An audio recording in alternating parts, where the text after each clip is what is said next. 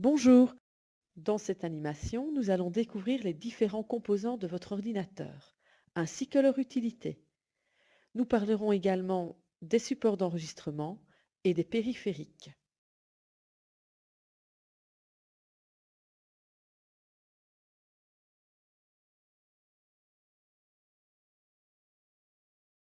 C'est le boîtier qui contient les principaux composants de l'ordinateur. On appelle également ce boîtier la tour ou l'unité centrale.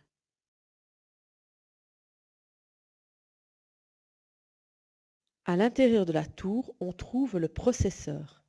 C'est lui qui effectue et contrôle toutes les opérations demandées à l'ordinateur. C'est le cerveau de la machine.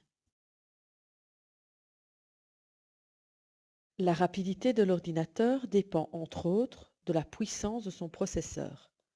Cette puissance se mesure en gigahertz. D'ailleurs, quand on décrit un ordinateur, on commence toujours par décrire d'abord son processeur. Le processeur est un cerveau, mais il n'a pratiquement pas de mémoire. On en ajoute dans l'ordinateur sous forme de barrettes. C'est la mémoire RAM.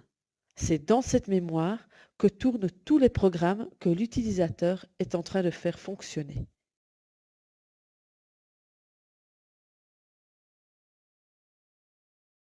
La rapidité de l'ordinateur dépend aussi de la taille de cette mémoire. Plus il y en a, plus l'ordinateur travaillera facilement et rapidement. Quand on décrit un ordinateur, on précise toujours la quantité de RAM dont il dispose. Cette quantité est exprimée en mégaoctets ou mégabytes. Le processeur et la RAM sont fixés à un autre composant, la carte mère.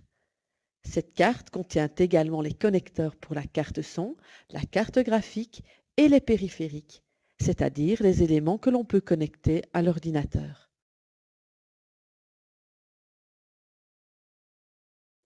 Pour pouvoir stocker les données et les programmes de l'ordinateur, il faut un support de stockage. C'est le disque dur. Sa capacité de stockage est exprimée en gigaoctets ou gigabytes en anglais.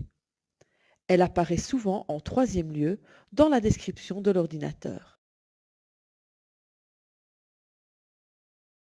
Pour transporter ou conserver des données, on utilise différents supports.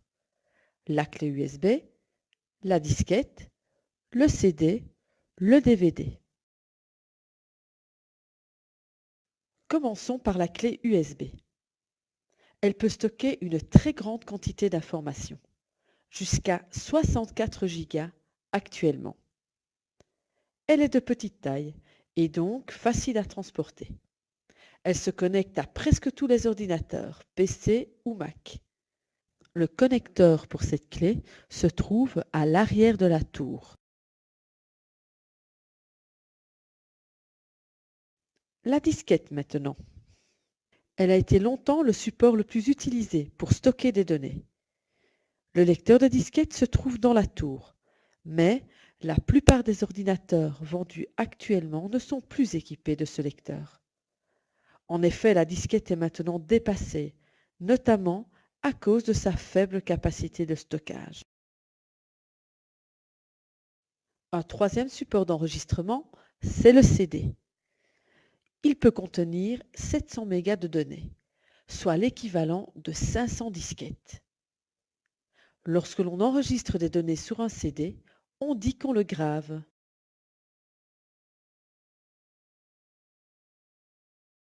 Le graveur de CD se trouve dans le boîtier de la tour. Il s'agit d'un tiroir qui s'ouvre et se ferme grâce à un bouton. De façon générale, si votre ordinateur est muni d'un graveur de CD, vous pourrez utiliser ce graveur comme lecteur de CD. Le support d'enregistrement le plus utilisé actuellement est certainement le DVD. Il ressemble au CD mais peut contenir 4,7 Go de données, soit l'équivalent de 6 ou 7 CD. Lorsqu'on enregistre des données sur un DVD, on dit qu'on le grave.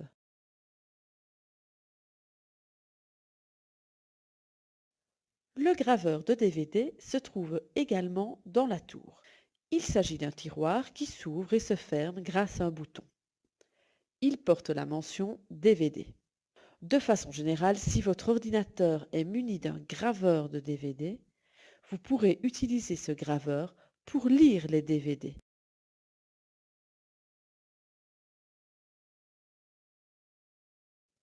Dans votre tour, on trouve encore d'autres éléments. Une carte graphique qui vous permet de brancher l'écran à l'ordinateur. Et, la plupart du temps, une carte son pour écouter de la musique en branchant des haut-parleurs ou un casque et pour enregistrer du son avec un micro.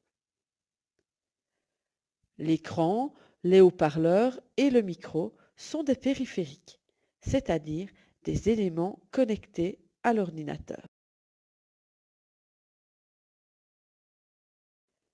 Il existe encore d'autres périphériques. Le modem, qui permet d'accéder à Internet, la souris, le clavier, l'imprimante, le scanner, la webcam, l'appareil photo, l'iPod. Ils sont tous connectés à l'ordinateur par des connecteurs USB, qui sont faciles à reconnaître car ils portent ce sigle. Voilà, notre petite découverte de l'ordinateur est terminée. À bientôt!